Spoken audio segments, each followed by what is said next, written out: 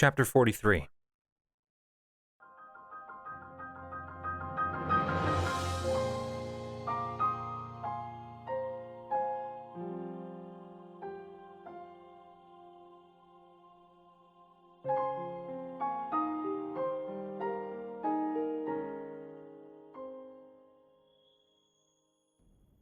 Link woke to a dark room and a splitting headache. He groaned softly, eyes fluttering open and taking in the room around him. It was a small enclosure with iron bars on one side and stone walls making up the other three. He lay on a straw-covered stone floor. The stale air smelled of sweat, urine, and decay. He gasped sharply, sitting up and looking around, eyes wide. He was only in his tunic and trousers. His gear down to his boots had all been removed. The Sheikah slate was missing. The Master Sword was gone. And he was in a cage. "Hey!" he said, standing and hurrying to the bars. "Hey!" He was in a dungeon. Other cells lined the sides of the long room, and the only source of light was a single flickering torch hanging off a bracket on one of the walls. For a long time, there was no answer. He looked desperately around the dungeon for anything he could use. Yet the dungeon seemed empty and devoid of life. He couldn't see his gear anywhere. A door opened down the hall, its hinges squealing loudly as a tall Gerudo stepped into the dungeon. She walked down the hall to stand in front of his cage, and he couldn't help but to take an involuntary step back from the intimidating woman. She towered over Link. The Gerudo woman had her long red hair tied up over her head, in a long tail that hung down her back, and wore a great deal of golden armor plating. The armor itself appeared more decorative than actually functional, as it contained multiple rubies near the waist, on the legs and arms, and one at the center of her collarbone. She had yet another golden decoration above her forehead, which bore some kind of disturbing face with barred teeth. She held a two-handed greatsword in her hands, and placed it point down on the ground. She looked down at him with an expression of fury. "Vo, why did you attempt to enter Lady Riju's room? What was your purpose in coming to Gerudo town as you did, on the back of that flying contraption?" "My name is Link, and She slammed the tip of her sword to the ground, cutting him off. "Did I ask for your name?" He hesitated, staring at her. Finally, he pursed his lips and stepped closer to the bars. "That flying thing is a divine beast. I just freed it, and I came here to do the same for yours." "And entering Lady Rija's quarters?" "I didn't mean to do that, I just overshot my destination. It wasn't my intention to stir up any trouble." "Are you an assassin?" "What? No! I came here to help you, not—" She brought the point of her sword down again, and he shut his mouth. The tall woman eyed him, her expression severe and unchanging. Finally, she lifted her sword and turned away, walking back towards the door. "Wait!" he said, startled. He rushed to the bars. "Where are my things? Where is my sword?" The woman didn't answer. She simply walked out and slammed the door behind her, leaving him alone in the dark cell. He grabbed the bars and shook them, but they were solid iron and barely even rattled. He pulled away and began to inspect his surroundings, looking for anything that he could use to escape from the prison. However, the room was empty, save for the straw on the floor and a bucket in the corner. He slumped down against the wall inside, looking up. "So, any ideas?" But like usual, Zelda did not respond. He didn't even know if she could hear him, considering the state that he left things in following his foray into Hyrule Castle. And now he was in prison. This was the last place that he needed to be right now. The Gerudo woman came back 3 times that day. At least Link assumed it was all during the same day. It was very difficult to determine how much time he'd been in his cell due to the lack of windows. Each time she came down, she demanded various answers from Link. What he knew of the divine beasts, how he tamed one, Had he ever been near the city before? Where was his home and others? And refused to answer any of his own questions. It was obvious from the questioning, though, that she was concerned about Naboris. "Look, I told you," he said, gritting his teeth. He was tired, hungry, and thirsty, and still in prison. "I came here to stop your divine beast. I've already stopped the other 3. Yours is the last one." The woman, whose name Link still didn't know, glared at him. "If that were the case, then why not travel directly to Naboris? Why attempt to infiltrate the palace?" "I wasn't trying to infiltrate.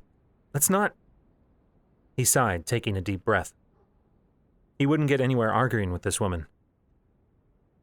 "Each of the divine beasts has certain defense measures. From what I saw, I would guess that Naboris uses sandstorms and lightning, correct?" The woman did not answer, but did not stop him from speaking either, so he continued. "That is why I came here. I need to find a way to get past or disable the defense mechanisms, and I figured the Gerudo might know a way to do so. At least, that was my experience with the Zora, Gorons, and Rito." She continued to stare at him for a long time, fixing him with cold eyes. Finally, she said, "Then you are too late." "What?" The woman did not respond, however, turning and walking away from the prison. Link watched her go, feeling dread settling in the pits of his stomach. What did that mean? He worried about the amount of time that it had taken him to get here. Most of the divine beasts had been rampaging since around the time he woke. Had it been a mistake to come to the desert last? But could he have afforded not to deal with the others first? He leaned his forehead against the bars, sighing. He could hear a soft scratching sound coming from one of the other prison cells. A mouse had made its home in one of them. Other than that, the only other sound in the dungeon was Link's own breathing. "This is a fine mess that I got myself in," he said, looking at the sand-colored stone floor. "First, I charged into the castle to save you from imprisonment, and then I managed to land myself in an actual prison." Zelda didn't answer, but it made him feel better to speak aloud anyway. He backed away from the bars, pursing his lips as he looked around his surroundings again. If his Sheikah slate hadn't been taken, freeing himself from the prison would have been easy. As it was, however, all he had were his bare hands. He had already attempted to loosen some of the stone around the bars, but the prison was well made. He couldn't find a weakness anywhere. Link sat down with his back to the wall, grimacing. "When this is all over and we're telling the story to Cass so he can write a song about us, you know he's going to do that. Let's omit this part. I know you got on me about trying to always act heroic, but this is just embarrassing." He closed his eyes, instead focusing on his memories. Sitting with Zelda in the garden, that had been a pleasant memory. It might have shocked him how quickly they both opened up to each other, had he not understood his own thoughts. Full of concern over his destiny and loneliness in his new position in the kingdom, he had been desperate for some kind of companionship. The only other person that he truly seemed willing to speak to before Zelda had been Daruk, and they only rarely saw each other. Link suspected that his princess felt the same way. In fact, she even had her own close friend that she was unable to see very often in the form of Urbosa. He thought that she and Urbosa might have been closer than he and Daruk. Was it any wonder, then, that the two of them, so similar in their burdens, would eventually grow close? But how close, he wondered.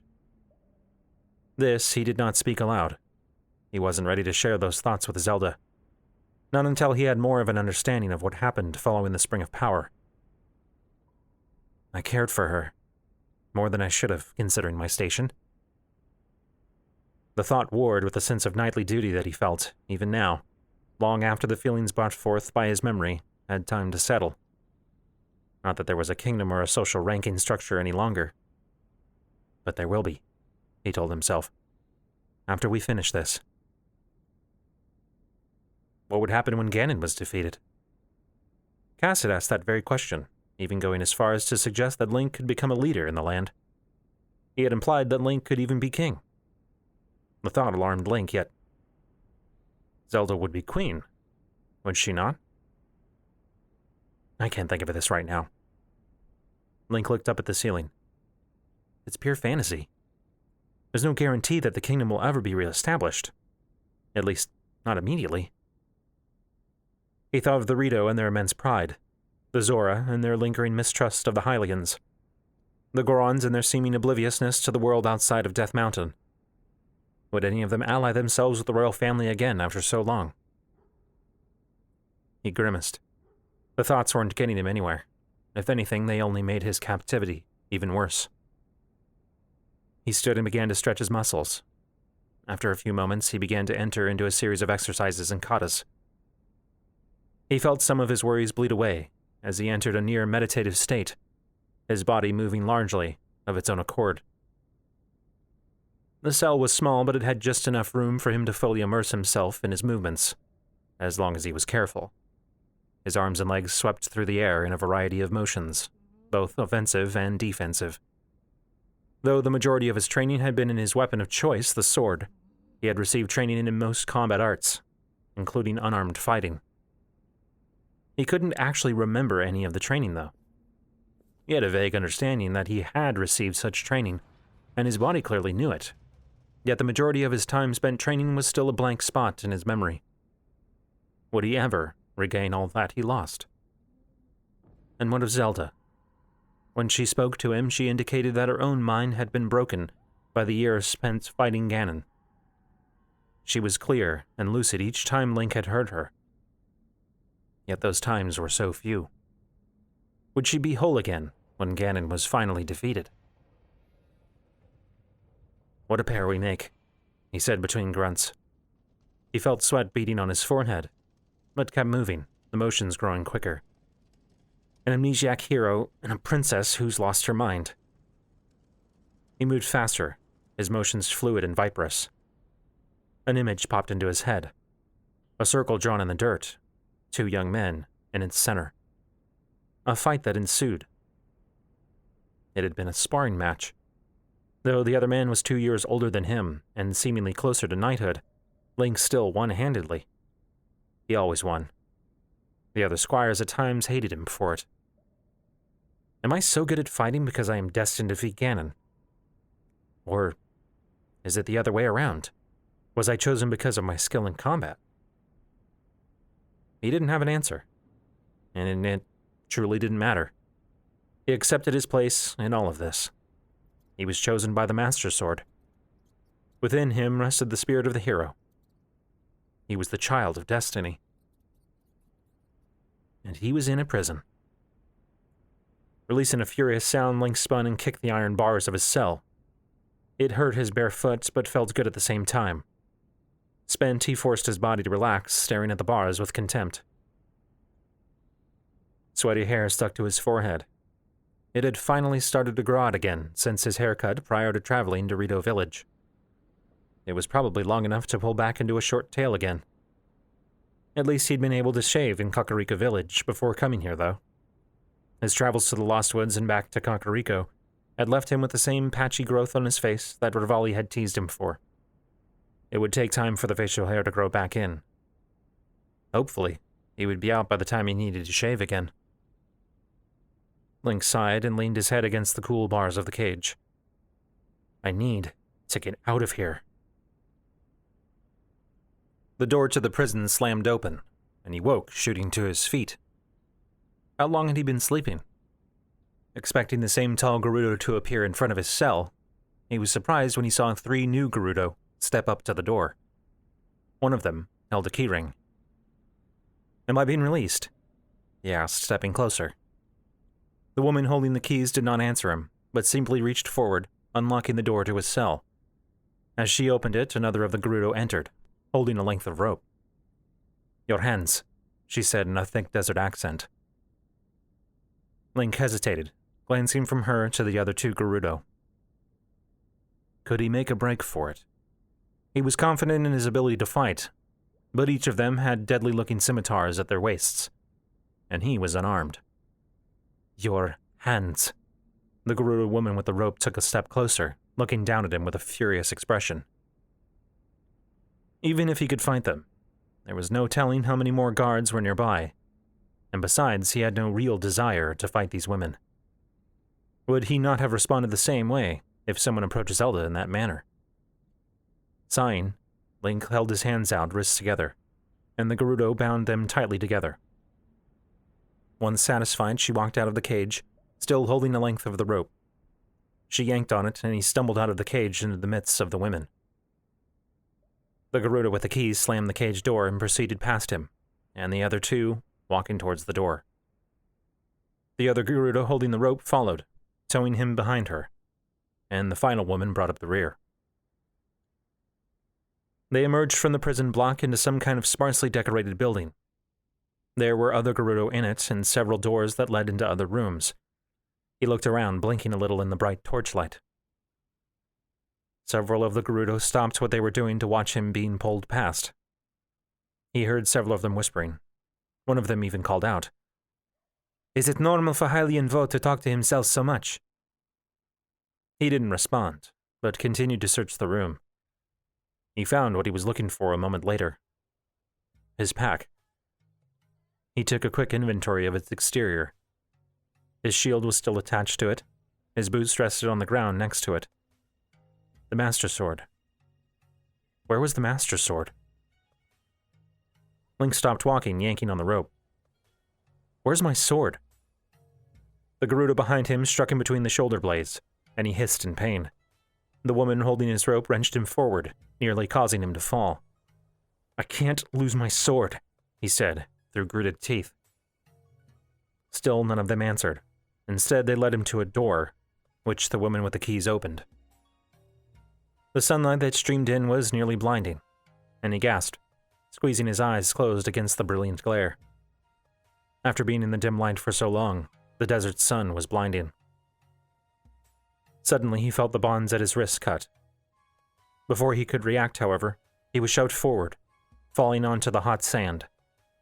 He spun, squinting up towards the Gerudo. "I need the sword. My gear. You don't understand it." His pack landed on his chest, knocking the wind out of him. He grunted as his boots followed, as well as his paraglider, surprisingly secured in its leather sheath. And then finally something long and metallic landed in the sand next to him. The Master Sword. He quickly reached out, grabbing it and pulling it to his chest. "You think us thieves, little Vo?" the Gerudo at the door said, sneering. "We do not steal the possessions of every Vo that attempts to sneak into Gerudo City. We only take weapons from those we perceive as threats. And you are no threat. If you were, you would be dead." He didn't respond, feeling an immense relief at holding the Master Sword again. The thought of losing it now, after going so long without it. The guard stared at him for a moment longer, and then she stepped back, slamming the heavy wooden door. Link heard it lock behind her. Slowly he rose, looking around and taking in his surroundings. He was outside of the city. The guard shack was a stone building, built against the exterior wall itself. He looked up, seeing patrolling Gerudo at the top of the wall, holding spears. Some of them had stopped to watch him. The sun was high overhead. He had been in the prison for at least a full day, if not longer, and the heat was sweltering. It felt nearly as hot as Death Mountain, and he hadn't even thought to bring any of the fireproof elixir. He sighed and set the Master Sword down next to him, reaching over and rifling through his pack. Everything seemed to be there, including the Sheikah's slate, which had been stuffed inside. He grabbed his boots, finding his socks inside them, and gratefully put them on his feet. Afterwards, he pulled out his thin, dark blue hood, clasping it around his neck and lifting it so that it shaded his head. Satisfied, he stood and slipped his scabbard over his shoulder, followed by his pack. He began to make his way around the city, hoping to find something to eat and drink, and a place to formulate his next steps. "Look, I just need to speak to whoever's in charge," Link said, looking up at the Gerudo guarding the entrance to the city. Their spears were crossed, barring him entrance into the city. The rules preventing men from entering the city were still very much so in effect. "No Vo may enter," one of the women said, smirking down at him. I know that I can't go in. You've told me that a half-dozen times already, he said, exasperated. But I need to speak to your ruler, or chieftain, whatever you call her. It is important. Oh, do you hear that, Marina? The woman looked at her companion, grinning. It is important. Oh, yes. Well, Novo may enter, the other woman, Marina, said. She waved her spear in Link's direction. Off you go. Back to the bazaar. I'm here to stop the divine beasts for Hylia's sake, he said, growing increasingly irritated. Yes, you've told us. And once you accomplish this, feel free to come back, Marina said, still grinning. And we will just tell you to go away again, the other Gerudo laughed. No men are allowed within Gerudo town. That is law. No exceptions. He glared at the pair of women before finally turning around and walking away. The sun was already setting and the night would bring with it bitter cold. He wanted to be back in his room near the bazaar before that happened. As he walked, however, he looked over his shoulder to gaze at the city. He had tried to enter it several times over the last couple of days, each time being rebuffed by the rather vigilant guards at its entrances. The wall stretched around the entire city, and there were only 4 entrances, one on each side. Each one was guarded by 2 or more Gerudo, with dozens more patrolling along the top of the wall. He had hoped that he had somehow impressed the women that interrogated him while he was imprisoned. Why else would she have had him released? However, if she believed in his mission, she made no effort to contact him now. He still hadn't even been able to learn what her name was, or what position she held in the city's hierarchy. It wasn't that the Gerudo were unworried about Naboris, however. No, he had quickly discovered that there was a great deal of concern over the divine beast's recent rampaging. As he suspected, Naboris had been terrorizing the Gerudo around the same time as all the others, though it had not yet threatened the Gerudo's capital city. It had, however, driven many of the nomadic tribes out of the deep desert and destroyed several smaller settlements. Currently, the divine beasts appeared to be wandering aimlessly, with no specific destination or direction in mind. But most of the people suspected that it would eventually turn towards them. And when it did, they had no way of defending themselves against it. As he made his way back toward the bazaar on the path worn in the sand by hundreds of years of travelers, he looked to the west to see what appeared to be the front of another sandstorm. Summers in Gerudo Desert, he found, brought extreme heat, powerful winds, and frequent sandstorms, even when not being terrorized by a divine beast. Grimacing, Link pulled his scarf up to his face. He would not be able to reach the bazaar before the sandstorm arrived. He could have turned back. The large grouping of tents that he'd stayed in during his last stay in the desert was, surprisingly, still present outside the city. However, he did not relish the idea of waiting out one of the sandstorms in a tent. He was certain that it would just be as unpleasant as having to walk back to the oasis in one. Besides, there was no guarantee that any tents would be available for him to rent. He passed other travelers on the road heading the opposite direction, mostly Gerudo merchants going back home after a day peddling their wares at the bazaar, though he spotted a few Hylians as well. Hylian women, Vi as they were called in the native Gerudo tongue, were more than welcome in the city. All women were.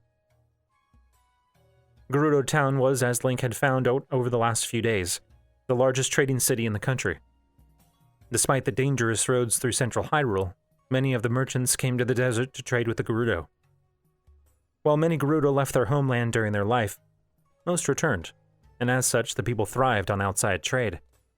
He expected that merchants like Telma made an incredible amount of rupees bringing things like Hateno dyes and fabrics from the east, not to mention the ore from Death Mountain. If something was made by the Gerudo, it was usually colorful, and had some kind of gemstone embedded with it. Of all the cultures he had visited since waking, none of them had thrived like the Gerudo. He wasn't sure what to make of it. He didn't remember the Gerudo being so vibrant 100 years ago, even though they had certainly been a powerful culture within Hyrule. He wondered if somehow the Gerudo's power and influence had actually grown since the calamity. The Guardians hadn't traveled out this way, and with the Hylians scattered to the four winds, the Gerudo appeared to have taken over as the dominant race in the country. The Zora likely could have challenged them, true, but they remained isolated in their domain, unwelcoming to outsiders until Link had saved them. The Gerudo, by contrast, welcomed all people, as long as they were female. They tolerated males in their outskirts, however. Men were welcome to peddle their wares in the bazaars and tents outside of the city, and many men even lived in the tents semi-permanently, having married Gerudo women and followed them back to their homeland. The wind picked up, and he squinted against the coarse sand that blew across his exposed skin. He raised a hand to shield his eyes, but it did little to keep the dust out. Everything had already begun to grow hazy. It made his eyes burn, and he felt grit between his teeth. A barking sound from behind him caused him to look around, surprised to find a Gerudo woman, riding a sandseal sled, pull up to a stop beside him. "Vasak!" she called, raising a hand in a greeting to him. "Would you like a ride?"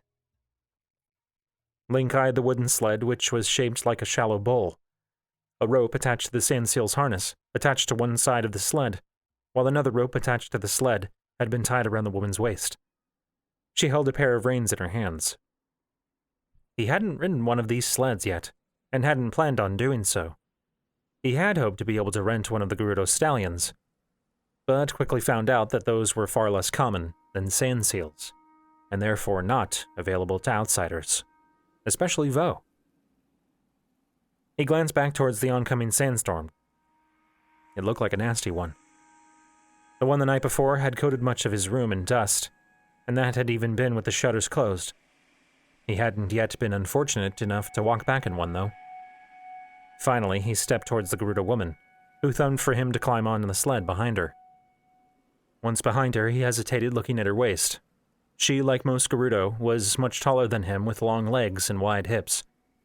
Also, like most Gerudo, she wore clothing that exposed a great deal of her dark skin, especially around her midriff. Should he just grab hold? She glanced back over her shoulder at him, raising an eyebrow. "What are you doing?" Finally, likely feeling more embarrassed than he needed to, Link placed his hands on her waist. For a moment, the Gerudo woman herself seemed somewhat flustered, but then she clucked her tongue. Her sandseal barked and began forward, using its fins to propel them forward with surprising speed. Suddenly, the sandseal dove beneath the surface of the sand, and the sled lurched beneath Link's feet as it got jerked forward with the movement. He held tight lest he fall off, gritting his teeth. The Gerudo glanced over his shoulder as they rode, looking down at him. "Never traveled by sandseal, though." Link looked up at her. She seemed perfectly stable, shifting her weight easily with the undulating motion of the sled. Of course, she had a cord tying her to it, to prevent being thrown if she lost that stability.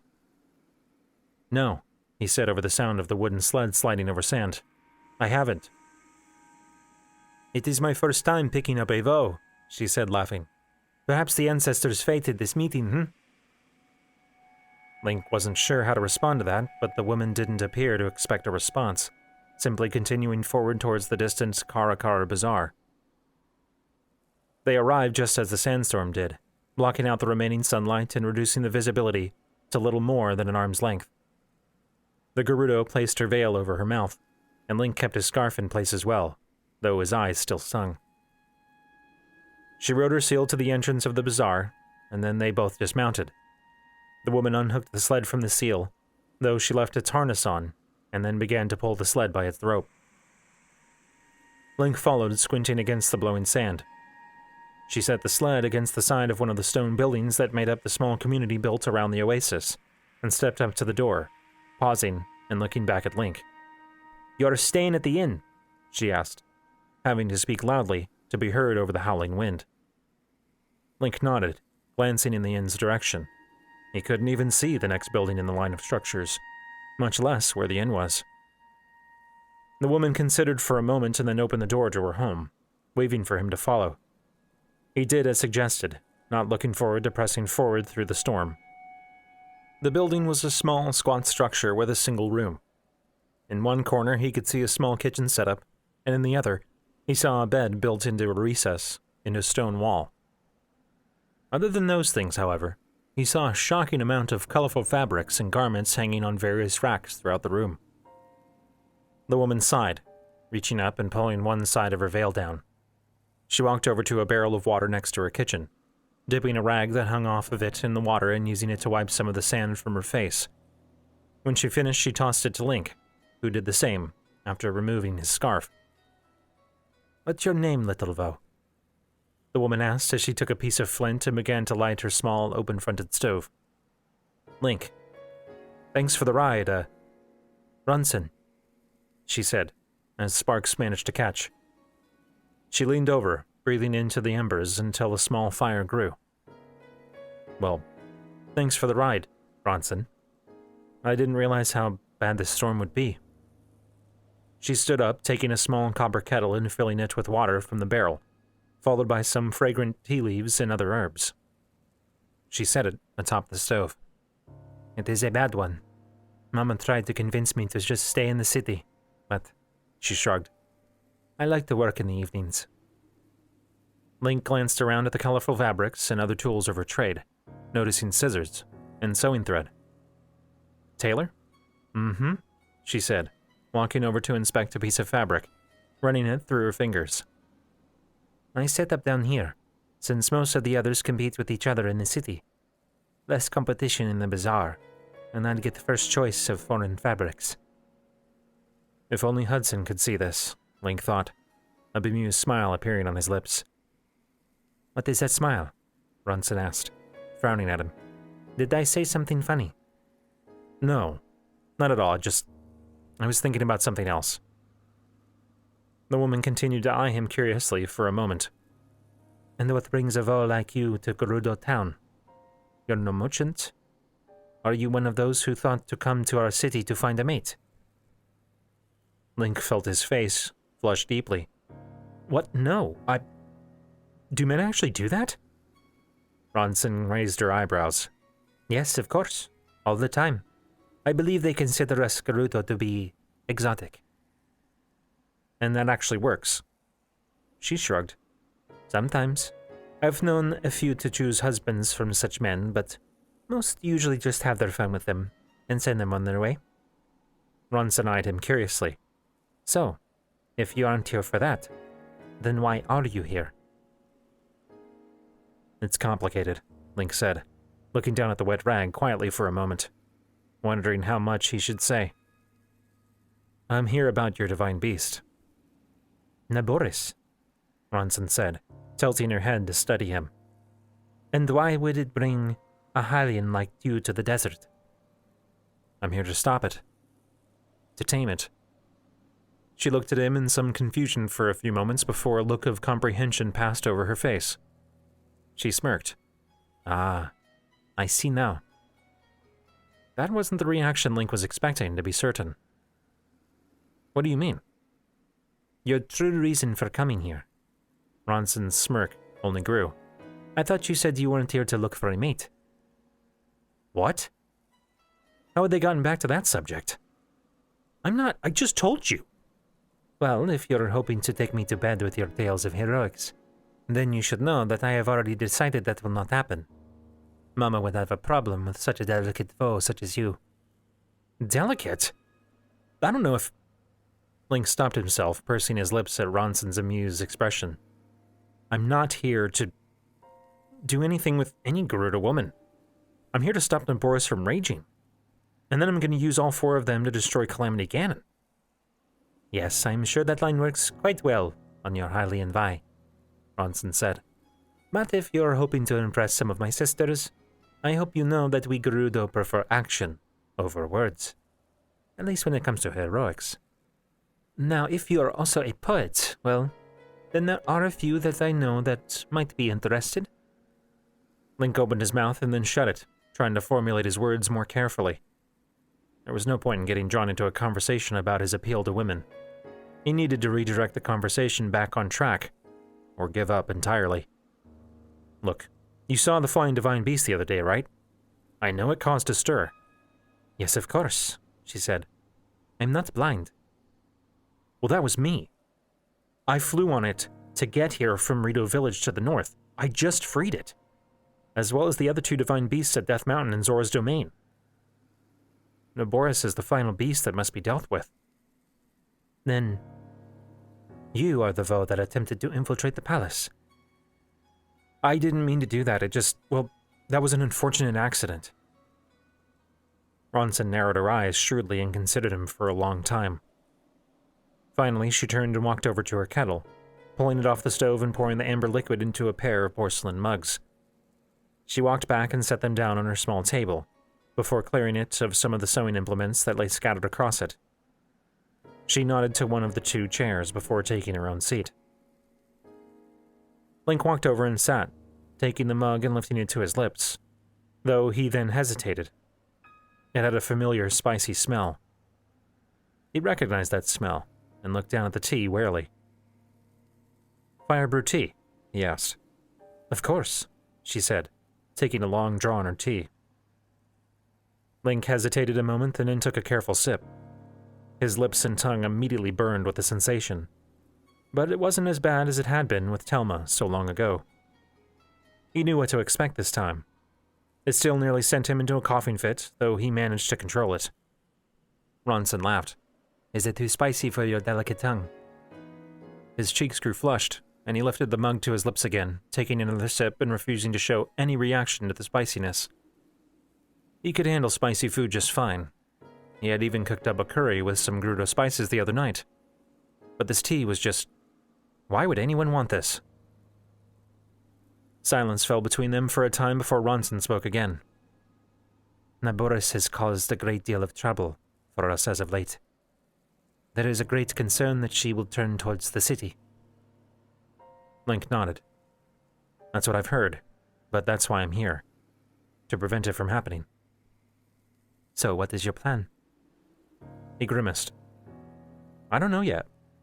I had hoped to get into the city to see what the chieftain knew about it. There should be a way to get past its defenses. You cannot. Vo are not allowed, I know, he sighed. I've been told a few times now. He glanced up at Ronson. I don't understand, though. What about when Gerudo have male children? Evo, born to a Gerudo. That is extremely rare. I have never actually seen it happen. Though my Vaba said a friend of hers once had one. And what do you do with it? Throw it out? The child? Ronson snorted in derision. Of course not. We are not cruel. We allow him to grow until adolescence, and then he leaves the city, usually to join with a nomadic tribe that allows Vo in their midst. There are other Gerudo tribes that allow men? We are a varied people, and we do not hate men. The law states that no Vo are allowed within the walls of Gerudo town, but they are not forbidden from our lands. However, few foreign Vo are willing to endure the desert sun for long. Link frowned, leaning back in his chair and considering. So he couldn't enter the city, and the guards made it clear that the chieftain would not be coming to him. It really only meant that he needed to find a way to get to the Divine Beast himself, and try to find a way to get aboard. Ronson, do you know a way I can get a hold of a sand seal? She watched him for a few moments, considering. Finally, she sighed. You cannot. Because I'm a Vo. Partially, yes. But more because the only place to rent one here is in Gerudo town. You would have to travel all the way back to the desert gateway to rent one. She pursed her lips. But that is something that perhaps I may be able to assist you with. He looked up hopefully. Really? You could get one for me? You are serious about this mission of yours? Yes. Then yes, I will rent a sand seal for you in the morning. And after that, you may do as you wish.